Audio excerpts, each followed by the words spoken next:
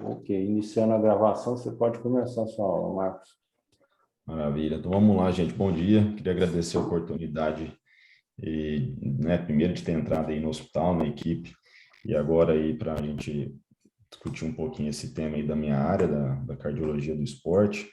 Tema que vem crescente na discussão, na evidência aí nos últimos trabalhos sobre morte súbita, diretriz. Ano passado a gente teve a diretriz europeia que saiu em 2020, e ela aborda bem esse tema com a certa diferença em relação à última diretriz. Então, a cada dia a gente vem discutindo mais se a gente pode ser mais permissivo ou não em quem tem miocardiopatia hipertrófica. Eu gosto de sempre, nas minhas exposições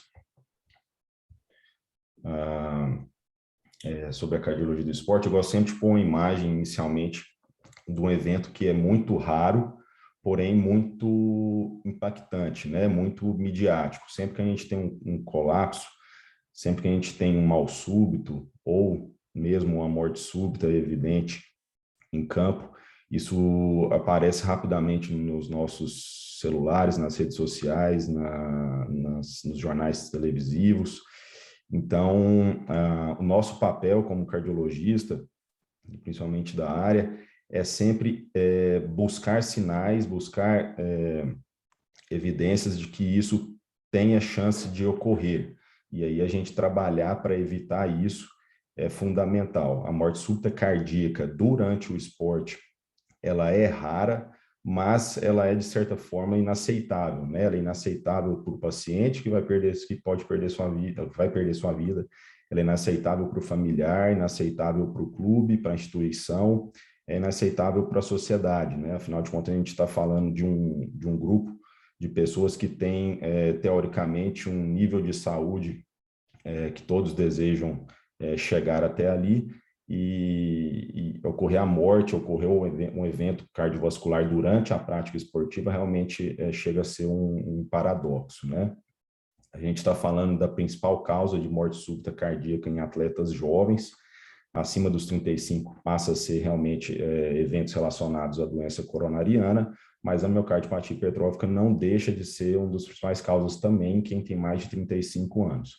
Abaixo dos 35 é a principal causa de morte súbita cardíaca, sim, igual nesse trabalho que foi feito em atletas jovens nos Estados Unidos, né, foi um registro bem grande, mais de 2.000 mortes súbitas avaliadas entre 1980 e 2011, e nesse trabalho foram vistos que 842 pacientes eram de fato cardiopatas, né, que apareceram, e 36% deles tinham a miocardiopatia hipertrófica como diagnóstico, né? E interessante notar que 27,5% desses pacientes que faleceram com cardiopatia hipertrófica, o coração deles na avaliação, estavam classificados como normais. Aqui a gente tem uma comparação entre as recomendações da American Heart e da Sociedade Europeia. Veja que na Sociedade Europeia, vou colocar um laser aqui, na Sociedade Europeia, até a última diretriz do ano passado, era expressamente proibido o esporte competitivo, assim como a diretriz brasileira atual nossa, que é de 2019. Já os americanos sempre eles são um pouquinho mais permissivos, né? Inclusive eles nem orientam fazer eletrocardiograma para todos os atletas. Esses já deixavam sem restrição caso o paciente fosse de baixo risco. A gente vai falar um pouquinho o que seria isso, ser baixo risco, né? A gente está evidenciando o crescimento desse tema, que é a decisão compartilhada, e isso vai encaixar bem aqui nessa nossa discussão. A gente sempre tem que ter em mente que na elegibilidade ou inelegibilidade do atleta, nós precisamos ter a participação do paciente, claro, da família, quando possível, da comissão técnica e da diretoria, né? A comissão técnica composta pelo treinador, pelo médico do clube, pelo fisiologista, tudo mais, e a diretoria, claro, aquele que despendeu o dinheiro, né? O presidente do clube e tudo mais. A palavra final não pertence a nenhum desses atores, né, nem do médico, mas, de fato, a decisão compartilhada ela vem forte, principalmente nesses casos onde talvez caibam, né, como a gente vai falar agora da miocardiopatia hipertrófica, que talvez caiba uma maior maleabilidade aí na decisão. Então, com a decisão compartilhada, informada os riscos no papel, tudo de uma forma legal, de repente o paciente pode optar ou não por algo que tenha um risco maior.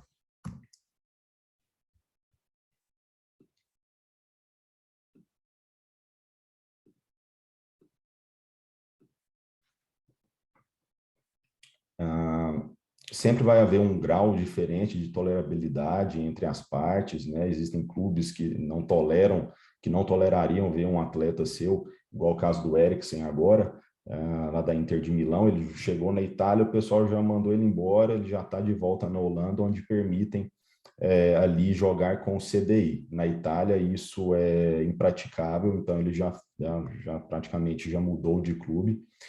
Tem a questão da autonomia do paciente, né? Ele está entrando agora num clube, ele quer ganhar dinheiro, ele nunca ganhou dinheiro na vida, então isso pode entrar na conta. Tem a questão óbvia da segurança, e aí esse é o nosso papel como médico, né? Determinar o grau de segurança dessa decisão.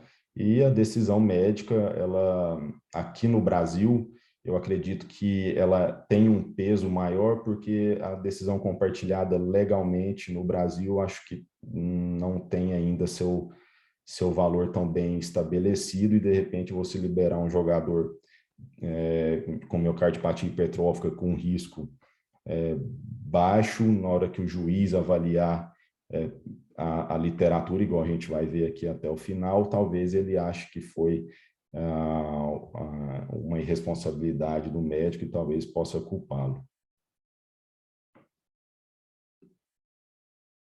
Diretriz brasileira atual de 2019, ela proíbe a classe 3, tá? O esporte competitivo, e aqui a gente inclui um esporte competitivo, colocaria aqui uma barra esporte de alta intensidade, né? Porque o exercício físico de alta intensidade, ele se equivale ao esporte competitivo. Os pacientes que têm genótipo positivo, né? Então, quando a gente está avaliando a família, de repente a gente encontra um parente de primeiro grau que tem um genótipo positivo, mas ele ainda não manifestou isso nos seus exames, ele pode jogar, tá? Ele pode praticar atividade física moderada, intensa, mas desde que avaliado periodicamente, tem que avaliar de perto, porque a doença pode se mostrar, né, o fenótipo a qualquer momento, e aí a gente teria que voltar atrás. Os pacientes que têm baixo risco, então aqui são os fatores de risco maior, e aqui embaixo os fatores de risco menor. Esses pacientes que não têm nenhum desses fatores de risco maior, ele poderia participar de esporte competitivo classe 1A, que seriam basicamente esportes de habilidade, como xadrez, dama, enfim, esportes de baixíssimo nível de intensidade. Recomendo a leitura desse artigo. Esse artigo ele foi publicado no início desse ano por esses autores aqui, Dresner, o Sharma, que são nomes de primeira linha da cardiologia do esporte. Eles fizeram uma revisão bem interessante sobre o tema e fazem um questionamento, né? Será que estamos indo muito rápido? Já tem muitos centros que já estão liberando os pacientes considerados de baixo risco, mas a gente ainda não tem evidência, 1 ou mesmo 2 de recomendação aí para poder liberar isso. A diretriz europeia, ela veio com a novidade em 2020, mas 2B para a liberação desses atletas de baixo risco.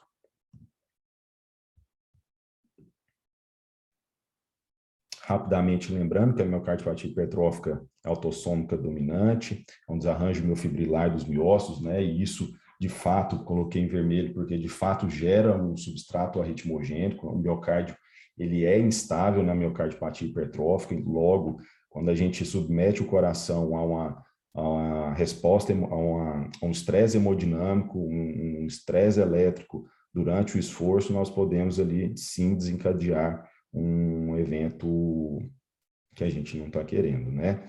A hipercontratilidade devido a esse desarranjo gera uma hipertrofia assimétrica, que pode ou não gerar uma obstrução de via de saída, o que é um fator de risco, né? Quando a gente tem uma obstrução de via de saída gerando um gradiente maior que 30, isso já chama atenção. Quando é maior que 50, já é considerado muito importante.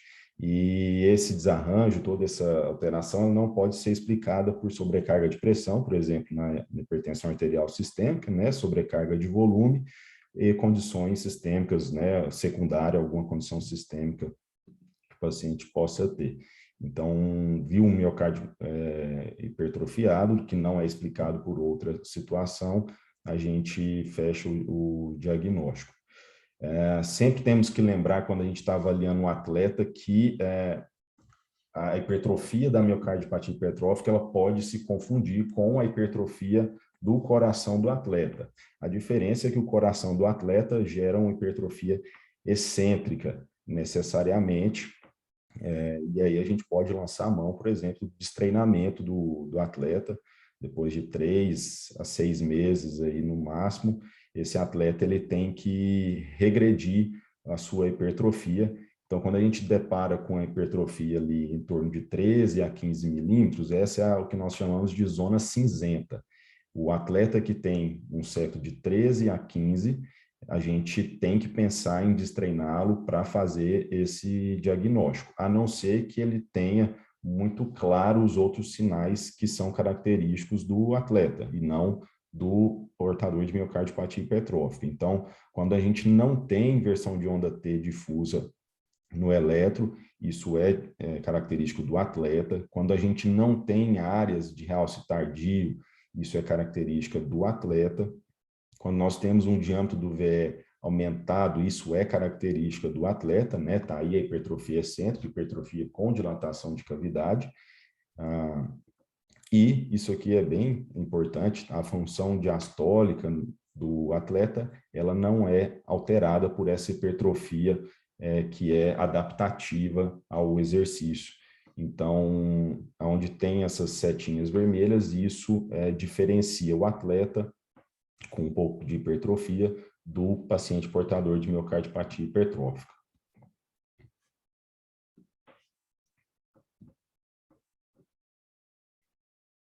Como disse, zona cinzenta, né? A gente tem que pensar. E a morte súbita, né?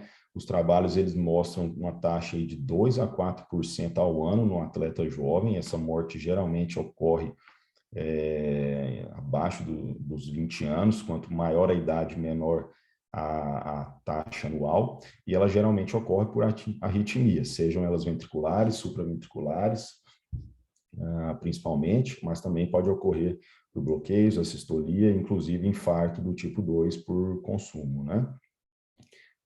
Os fatores de risco, sintomas, né, principalmente quando eles ocorrem em baixa intensidade. Então, coloco o meu paciente a fazer um teste ergométrico com cardiopulmonar e logo com menos de 6 MET, esse paciente ele já apresenta síncope, apresenta dor torácica, dispneia. Quando eu tenho inversão de onda T e arritmia no eletro, isso também gera um maior risco. No ecocardiograma, quanto maior a espessura, maior o risco desse paciente de ter morte súbita por arritmias. Quando eu tenho o movimento do septo anômalo, a gente tem que pesquisar, a gente tem que ir para o teste de estresse para fazer a avaliação da obstrução, para ver o gradiente, né, que entre 30 e 50, que a partir de 30 já chama atenção e acima de 50 já é de muito alto risco. A pesquisa de realce tardio, ela é descrita como auxílio secundária, mas ela é muito importante, ela está presente em até 75% dos pacientes portadores de miocardiopatia hipertrófica, e a extensão dela, quando ela é maior que 15%, denota um risco aumentado de taquicardia ventricular. E o teste de esforço, quando a gente tem principalmente uma alteração hemodinâmica, uma resposta hemodinâmica normal, ou seja, queda da pressão sistólica durante o esforço, isso também mostra para a gente um risco aumentado de eventos. A ESC coloca na diretriz dela, digamos assim, off-label, o uso do score de risco que ela tem para pacientes não atletas. Então, ela leva em consideração idade, presença de histórico de síncope, histórico familiar, espessura do septo, tamanho do átrio, via de saída, se tem gradiente ou não, presença de TVNS ou não. E aí existe uma calculadora. Essa calculadora é facilmente acessada nos aplicativos ou na internet. Quando esse risco ele é menor que 4% ao ano, em 5 anos, desculpa, é um risco baixo. Acima de 6% é um risco alto. Só que notem que na própria diretriz, na própria definição dessa calculadora, ele diz, né, que esse risco, né, esse cálculo não deve ser usado para pacientes menor de 16 anos e pacientes competitivos atleta. Então, ele coloca na diretriz de 2020 da cardiologia do esporte a possibilidade de você usar isso na tomada de decisão, mas não como determinante, igual se usa na diretriz de miocardiopatia hipertrófica.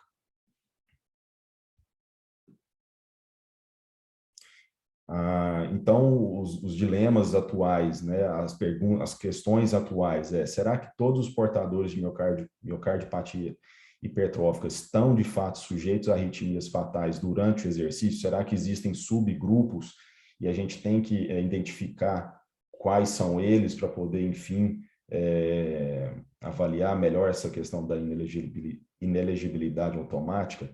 É justo restringir todos? É justo aquele jovem que tem a sua única chance na vida, enfim, para mudar a sua vida e da sua família, ser retirado quando ele tem, teoricamente, um baixo risco de arritmia ventricular? Mas será que a gente tem, de fato, evidência, igual alguns julgam hoje, para a gente poder fazer essa diferenciação? Então, a gente precisa fazer essas 3 perguntas. Na última, como eu disse, na última diretriz europeia do ano passado, colocou como classe 2B a participação, tá? Tanto em exercício e em competição de alta intensidade ou baixa e moderada intensidade, os pacientes que não têm nenhum marcador de alto risco. Os pacientes com fenótipo negativo, também 2B, e aqui embaixo, pacientes que têm qualquer marcador de alto risco, seriam basicamente esses aqui da direita, sintomas, já teve uma parada, já teve síncope durante o exercício, o risco calculado é de 4% ou mais, o gradiente é maior que 30, tem resposta hemodinâmica alterada no teste ergométrico, tem arritmia em repouso ou induzida no esforço, tem algum desses marcadores aqui, esse paciente já estaria automaticamente inelegível. A gente pode tirar informação de trabalhos, né, que avaliam para pacientes que são teimosos. Então, aqueles pacientes que foram inelegíveis e eles mesmo assim continuam a treinar, continuam a competir. O médico não tem o poder de amarrar esse paciente, então ele recebe a inelegibilidade dele, mas ele continua.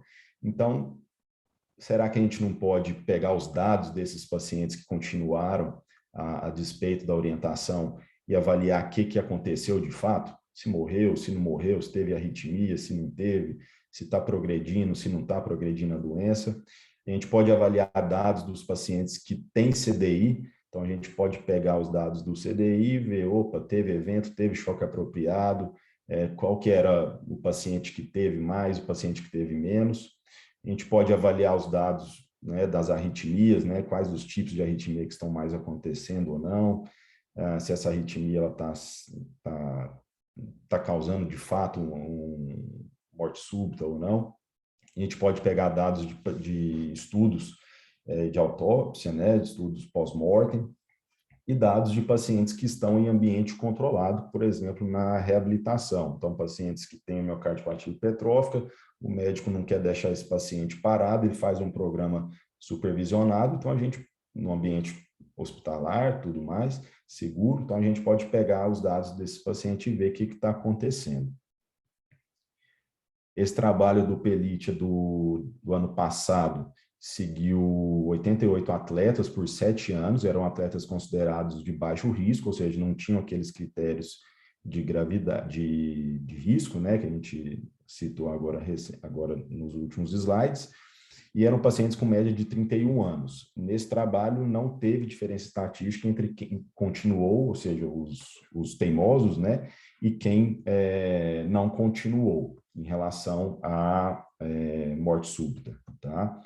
Esse outro trabalho também do Pellicia, ele também avaliou, foi um segmento de pacientes de baixo risco por 9 anos, ele teve nos resultados dele uma taxa de sintomas de 2,2% ao ano e uma taxa de parada cardíaca de 0,3% ao ano. Então, um dado bem diferente daquela estimativa de 4% ao ano. E nesse gráfico de Kaplan aqui, ele viu que também não teve diferença estatística em quem continuou e quem não continuou. Esse trabalho do Maron, ele, diferente desses dois do Pellicia, é um trabalho mais antigo, é de 82, mas ele é citado nas diretrizes e nos trabalhos de revisão. Ele avaliou 78 portadores de miocardiopatia hipertrófica e viu que 71% desses pacientes apresentaram morte súbita cardíaca antes dos 30 anos, sendo 73% deles durante o esforço. Então, bem diferente dos outros trabalhos desses dois que eu citei antes do Pellicia. Esse trabalho do Lampert, ele avaliou os dados existe um registro mundial dos pacientes que têm CDI e praticam esporte, né, nos países que permitem isso, por exemplo, na Holanda, se permite isso no futebol. Então, esses dados estão sendo constantemente alimentando esse registro, e o pessoal pega dados daí para tentar tirar algumas conclusões. Foram 129 pacientes, atletas jovens, tá? Estão com menos de 35 anos. Na verdade, nesse trabalho, eram pacientes com no máximo 21 anos, estão bem jovens mesmo. Fizeram um follow-up aí de 42 meses desses pacientes e foi visto aí que 35 deles tiveram, tá, choque, mas somente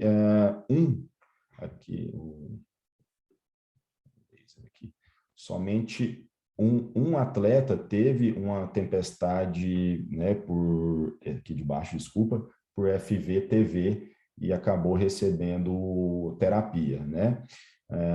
Então, de 129, 35 atletas tiveram choque, é um número alto, mas desses 35, somente um foi uma terapia mesmo aí por tempestade por FV ou TV. Outro dado importante também que tem nesse trabalho é que somente um atleta era de fato portador de miocardiopatia hipertrófica e ele teve uma TV, mas não essa tempestade. Esse outro trabalho do Deyard, lá da Noruega, avaliou 187 portadores de miocardiopatia hipertrófica. Esses pacientes praticavam exercício intenso, né, definido como mais de 6 MET aí, por exemplo, caminhar mais de 6,5 km por hora, ou uma corridinha leve, um trote. Eram pacientes com uma média de 49 anos e eles receberam um questionário para citar qual era esse nível de atividade física e quantas horas eles praticaram dos 6 até os 60 anos. Né? Não é muito objetivo, né? São dados aí um pouquinho que pode gerar um viés aí interessante, mas enfim, foram dados que mostraram que ocorreram arritmia ventricular em 23% desses pacientes, e o P não foi significativo entre os grupos que praticavam mais ou menos horas. Então, eu tenho dois grupos, eu tenho grupo de pacientes que praticam exercício intenso com miocardiopatia hipertrófica durante toda a sua vida, dos 6 aos 60 anos, e aí eu vou ver se aqueles que praticavam menos horas ou mais horas, se teve diferença, e não teve. Tá? Também não teve diferença para a época em que tiveram um primeiro evento arrítmico, tá? Nenhum grupo teve antes do outro. E na conclusão ele coloca que o risco aumentado foi relacionado não às horas, mas sim quanto maior a espessura e quanto pior o strain longitudinal desse paciente.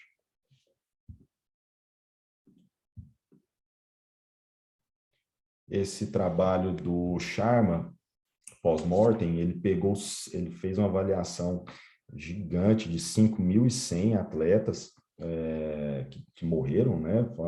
Foram 5.100 autópsias aí, e os dados interessantes desse trabalho foram que a morte ocorreu em 23% dos casos durante um estresse emocional ou durante o exercício, e que 78% dos pacientes não tinham sinais da doença, não tinham não tinham sintomas da doença, tá? Não tinham esse diagnóstico, mas foi diagnosticado na autópsia. Então, considerou-se que 78% dos pacientes tiveram a morte súbita como primeiro sintoma, como primeira manifestação da doença. Então, esse é um dado muito importante de 5.100 avaliações.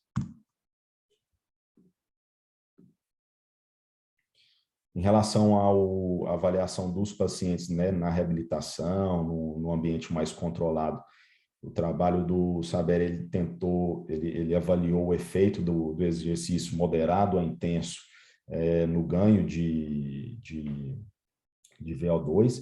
Ele detectou um leve aumento, foi um aumento significante, mas foi pequeno, em 136 pacientes que foram reabilitados, né? Foi uma reabilitação que ocorreu, foram dados captados entre 2010 e 2015, foram 16 semanas de reabilitação com exercício moderado, calculado aí pela frequência cardíaca de reserva.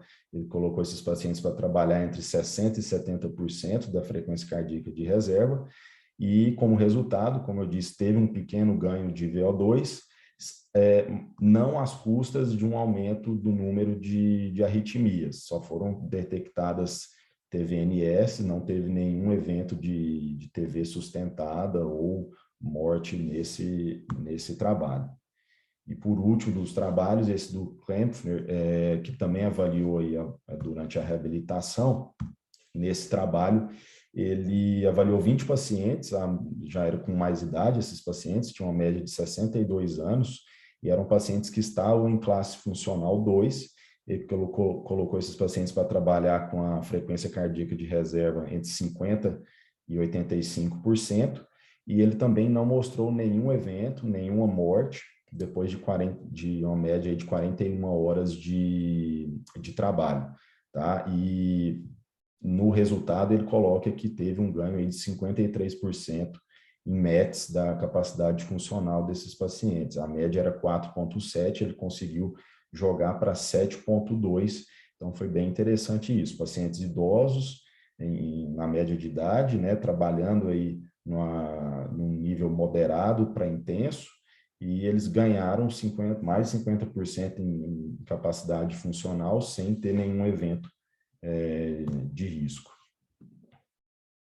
Então, quando a gente coloca na balança, hoje a gente tem, né, para a gente tentar ser mais permissivo, a gente tem alguns dados mostrando que os pacientes portadores de CDI, a gente tem teria, né, uma baixa incidência de TV, FV, que gerariam choques aí terapêuticos. A gente tem alguns trabalhos mostrando incidência menor em pacientes de baixo risco, e a gente tem trabalhos mostrando uma certa segurança na reabilitação com ganho de capacidade funcional, que todo mundo sabe que é um grande, entre aspas, remédio para tudo, né? Então, capacidade funcional, VO2, quanto maior nosso VO2, menor risco de mortalidade em geral, menor risco de evento cardíaco. Então, será que não é interessante para quem tem miocardiopatia hipertrófica não ficar parado, não ficar fazendo só exercíciozinho leve de habilidade?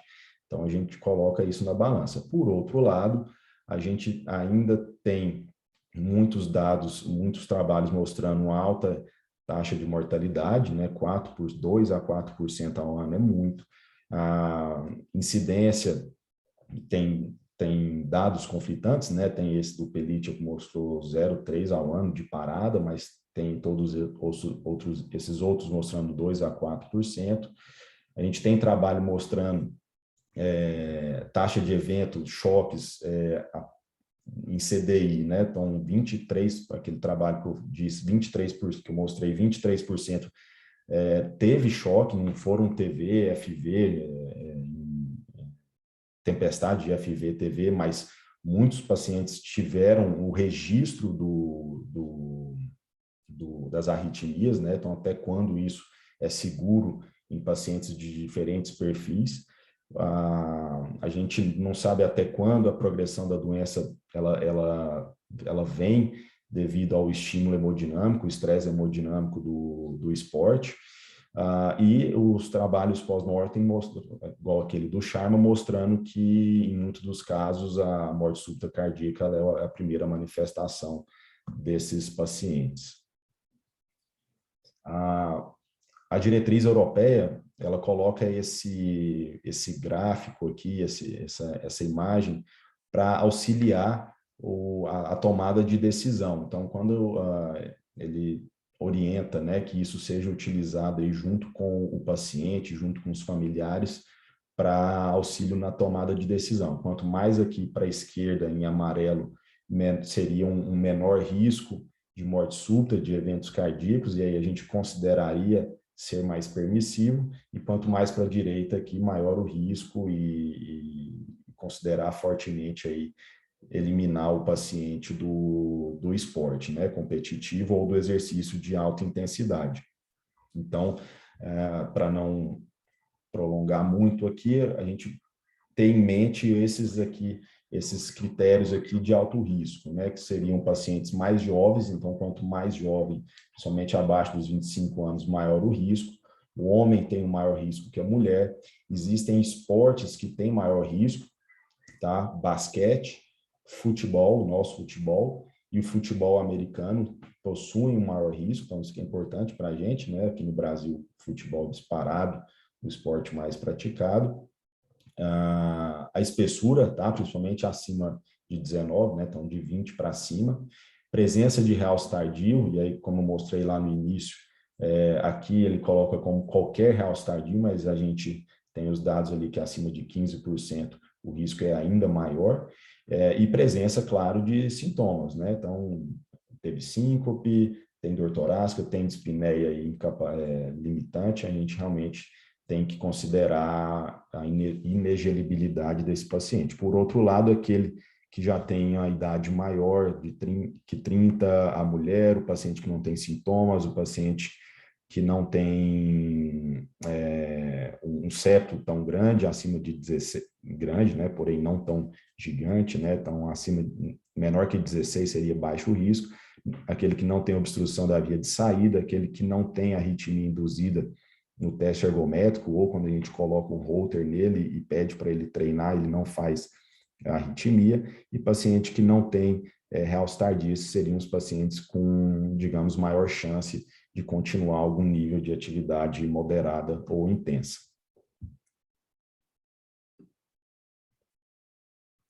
E as mensagens finais, a gente sempre considerar na avaliação da elegibilidade do portador dessa doença, que o processo de decisão ele deve ser compartilhado, a gente precisa descartar sempre antecedente familiar, importantíssimo a anamnese, sempre avaliar sintomas, o score de risco, a via de saída, tanto em repouso, em estresse, a resposta hemodinâmica no teste ergométrico ou no cardiopulmonar, se esse paciente tem arritmia no eletro de repouso ou induzida, se ele tem realce tardio e qual a sua extensão, tá? Isso é importante no pedido da ressonância colocar pesquisa de realce tardio e, né, solicito também a avaliação da extensão, quantificar mesmo isso.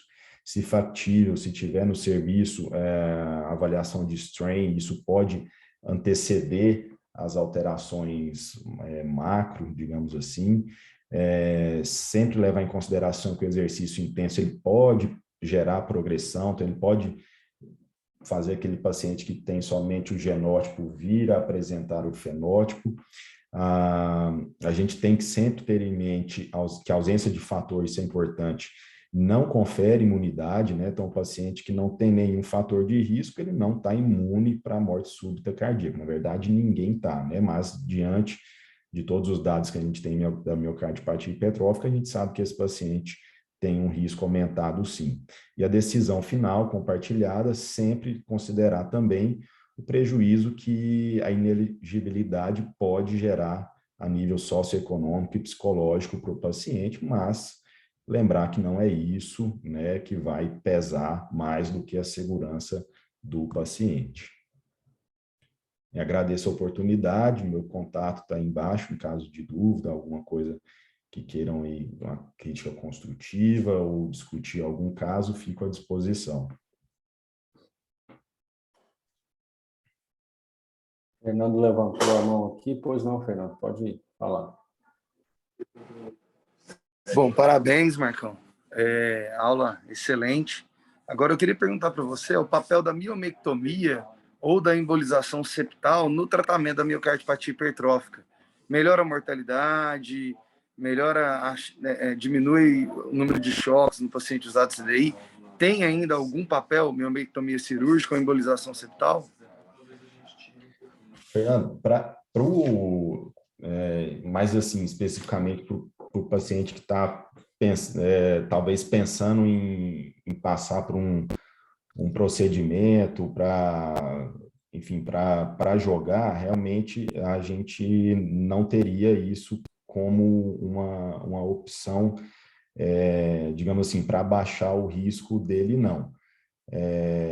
Realmente não é citado, não é nem abordado nas diretrizes da cardioesporte, uma opção de tratar esse paciente para, de repente, ver depois a diminuição do gradiente, a mudança do perfil desse paciente para poder pensar na elegibilidade dele a posterior. Marcos, eu queria te fazer uma pergunta. No dia a dia, a nível de consultório, você imagina que você pega um paciente com hipertrófico, que não é atleta, que eu acho que o atleta é competitivo, profissional, é até mais fácil, você sabe o nível de intensidade o nível de intensidade física que ele vai praticar, né? No dia a dia, um paciente procura num consultório, está lá com diagnóstico de miocardiopatia hipertrófica e tal. Você fala, não, você não pode fazer esporte competitivo. Mas o que é o não competitivo? Até onde ele pode chegar para falar assim, não, nesse nível aí você está seguro. Você faz isso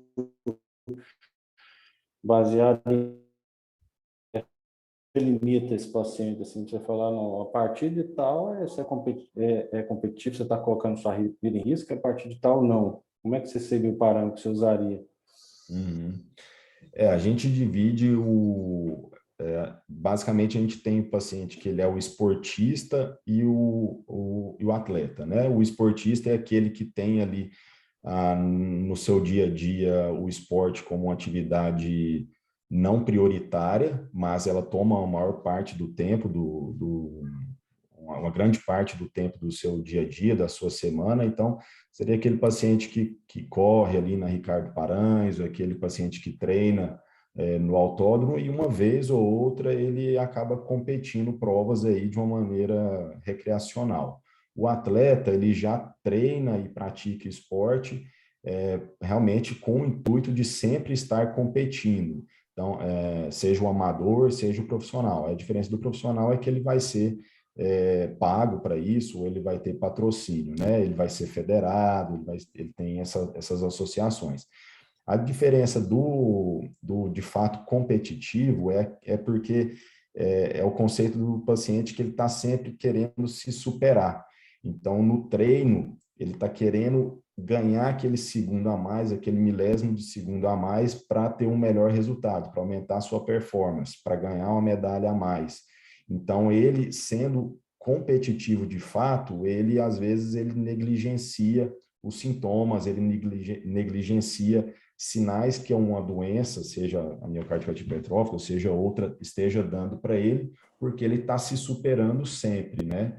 Então, acaba que na prática, o esportista, a gente tem que realmente ver caso a caso mesmo, porque às vezes tem esportista que está está treinando igual doido, que está, mesmo que ele não vai competir, ele está ali, nossa, doutor, eu estou querendo meu tempo aqui de 5, estou querendo passar para 4 e tudo mais, então ele está querendo se superar. Então, de certa forma, ele também está competitivo, né? E aí, para a doença, isso acaba se traduzindo de uma forma bem semelhante. Ok. O Fred Oliveira está perguntando aqui, te dando os parabéns, como é que é feito o screening familiar, familiar, genético mais eco? Está perguntando aqui. Pegando um paciente que tem, né, a gente precisa realmente avaliar os pacientes, os familiares de primeiro grau. Na prática, nem sempre a gente consegue, né, é bem difícil isso, mas é bem interessante. Ecocardiograma, sem dúvida, primeiro, né, para a gente ver avaliar o septo e tudo mais, a espessura, gradiente, e em relação à avaliação genética, isso varia muito na cidade. Confesso que em Goiânia ainda não tive a oportunidade de pegar um caso assim para avaliar para avaliar a família. A gente tem alguns profissionais, igual o doutor Ricardo Stein, que ajuda a fazer a diretriz de cardioesporte e tudo mais, que ele tem um trabalho bem específico em relação a isso, lá no Sul, e a gente acaba trocando uma ideia com ele sempre. Mas, de fato, quando pegar um paciente assim, realmente procurar entender, saber onde que teria essa avaliação genética, num local confiável, claro, né? Se não tiver na sua cidade, procurar contato para enviar esse material e fazer esse estudo.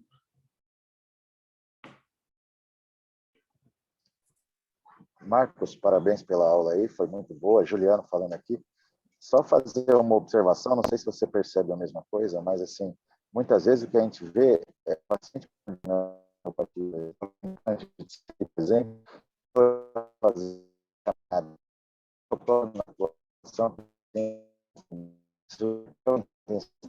o risco não é maior do que ficar parado e que shots que você mostrou mesmo, 4 no exercício, excluindo aí a cardiomiopatia hipertrófica, o resto em repouso. Então, é importante passar essa mensagem para o clínico não ter esse receio de fazer orientação de atividade física para esses pacientes, porque acaba que melhora a qualidade de vida e todo o resto, né? Então, acho importante ressaltar isso. O que você vê com seus colegas, assim, muitas vezes a restrição absoluta.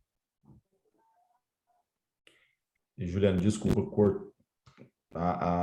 não sei se é a minha internet, eu não consegui escutar. Saiu aí, Flávio?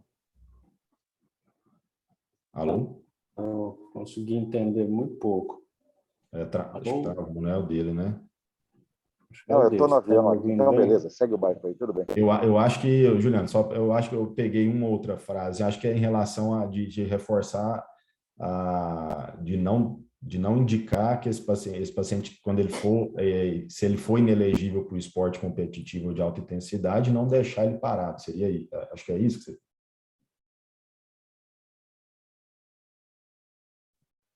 Acho que caiu, né? Tá ruim, ele está dentro do avião. Se eu não me engano, acho que era essa mensagem que ele pediu para passar, né? Ele pode fazer.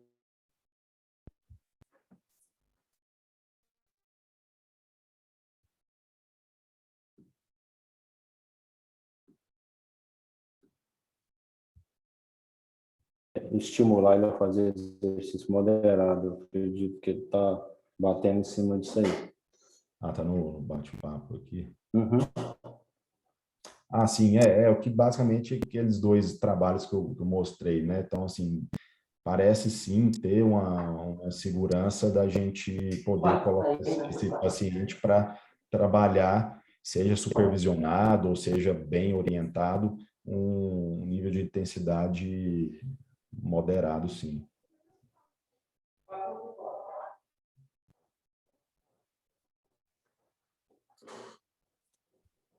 Ok. Alguém mais quer fazer alguma pergunta, alguma colocação? Eu vou aproveitar para convidar todos aqui. Amanhã a gente tem uma aula na sessão clínica que, coincidentemente ou não, é um caso de miocardiopatia hipertrófica, viu, Marcos? Se puder participar, a gente vai discutir um caso de um paciente com miocardiopatia hipertrófica, coronariopata, com lesão grave na DA. Parece ter um achado de miocardite nele aí também. Então, assim, acho que vai ser casando aí com essa aula, eu acho que vai ser bem enriquecedor essa aula amanhã. Eu convido a todos novamente.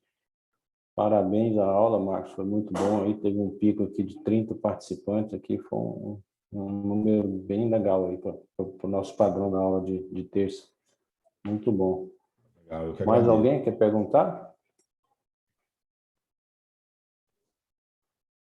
Acho que não há mais perguntas, a gente pode encerrar. Mais uma vez, muito obrigado, Marcos, pela disponibilidade, tá? Valeu, eu que agradeço. Obrigado, viu, gente? Bom dia para todos. Um abraço, bom dia.